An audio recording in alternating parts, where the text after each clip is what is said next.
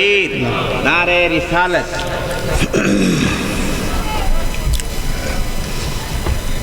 ممبر نور پہ تشریف فرما واجب الاحترام علماء کرام، مجمع میں موجود جملہ برادران اسلام، السلام علیکم ورحمۃ اللہ تعالی وبرکاتہ۔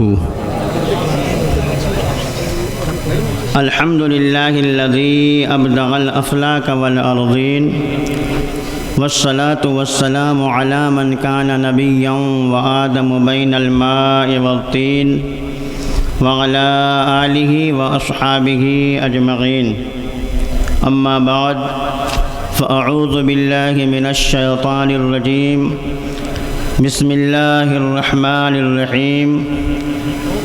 ان الذین یتلون کتاب اللہ واقاموا الصلاۃ وانفقوا مما رزقناہم سرا وعلانیۃ یرجون تجارۃ لن تبور لیوفیہم اجورہم ویزیدہم من فضلہ انہ غفور شکور۔ صدق اللہ العظیم وبلغ رسولہ النبی الامین المتین الکریم، ونحن علی ذلک لمن الشاہدین والشاکرین، والحمد للہ رب العالمین۔ کعبے کے بدر الدجا تم پہ کروڑوں درود، طیبہ کے شمس الضحیٰ تم پہ کروڑوں درود، شافع روز جزا تم پہ کروڑوں درود، دافع جملہ بلا تم پہ کروڑوں درود۔ یا رسول اللہ، آنکھ عطا کیجئے، اس میں ضیاء دیجئے، جلوہ قریب آ گیا تم پہ کروڑوں درود۔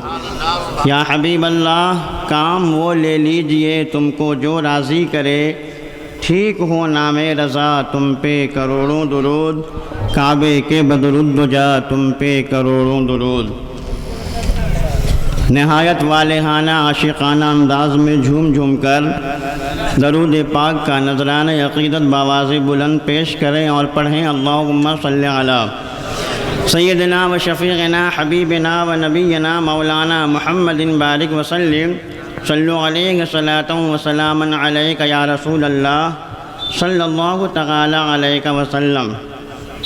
حضرات، خطبہ مسنونہ کے بعد جس آیت کریمہ کی تلاوت کر کے ہم نے اپنے آپ کو مشرف کیا گئے، اس کا ترجمہ گئے ان الذین یتلون کتاب اللہ، بے شک وہ لوگ جو اللہ کے کتاب کی تلاوت کرتے ہیں، وَأَقَامُوا الصَّلَاةَ اور نماز قائم کرتے ہیں، وَأَنفَقُوا مِمَّا رَزَقْنَاهُمْ اور جو ہم نے انہیں دیا گئے اس میں سے وہ خرچ کرتے ہیں، سِرًّا وَعَلَانِيَةً چھپ کر کے اور اعلانیہ طور پر، یرجون تجارۃ لن تبور وہ ایسی تجارت کے امیدوار ہیں جو ہرگز نقصان پذیر نہیں ہے۔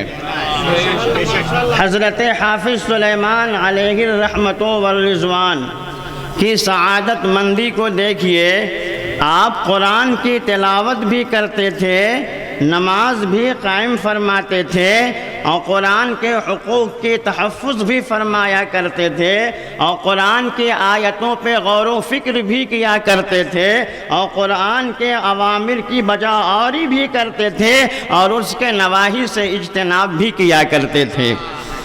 لوگ کہتے ہیں حضرت حافظ سلیمان علیہ الرحمۃ والرضوان اکیلے رہا کرتے تھے، نہ چوک چوراہے پر بیٹھتے تھے، نہ کسی کی دکان مکان پر جایا کرتے تھے، اکیلے رہا کرتے تھے۔ ہم نے کہا کیسے آپ کہتے ہیں کہ وہ اکیلے رہتے تھے؟ کس نے آپ کو کہا کہ وہ اکیلے رہتے تھے؟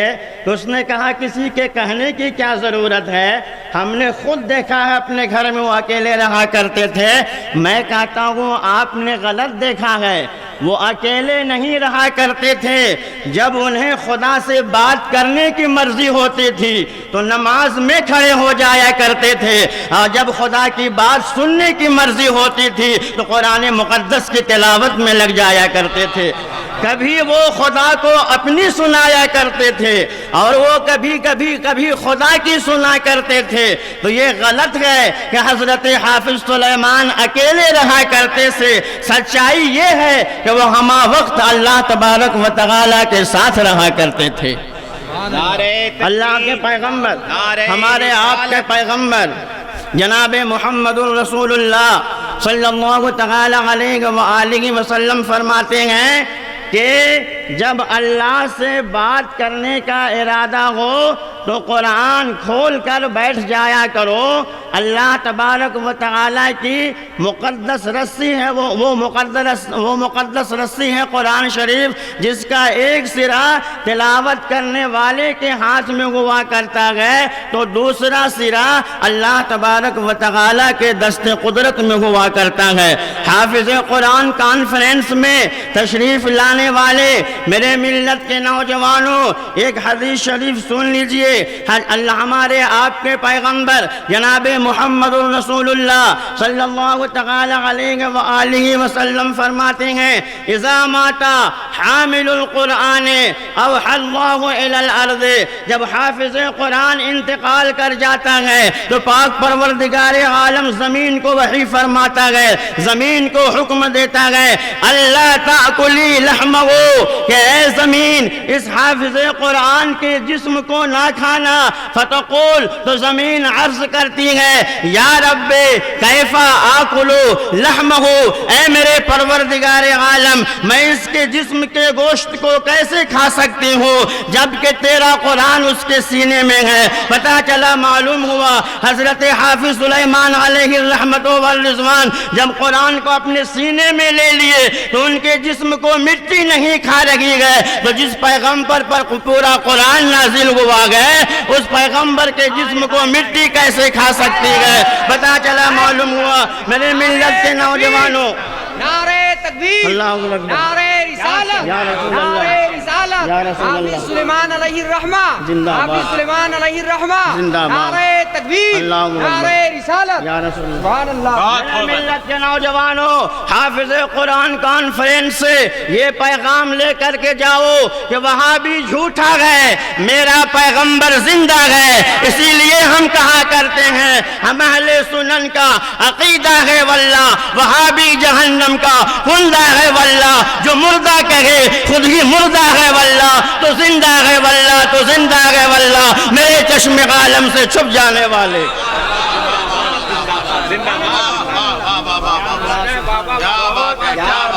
جو لوگ قرآن کی تلاوت کیا کرتے ہیں وہ رب کے بھی پسندیدہ ہوا کرتے ہیں اور رب کے پیغمبر کے بھی پسندیدہ ہوا کرتے ہیں. ایک مولانا صاحب ایک واقعہ بیان کرتے تھے، حضرت جلدی سے واقعہ سنا کر کے میں گزر جا رہا ہوں.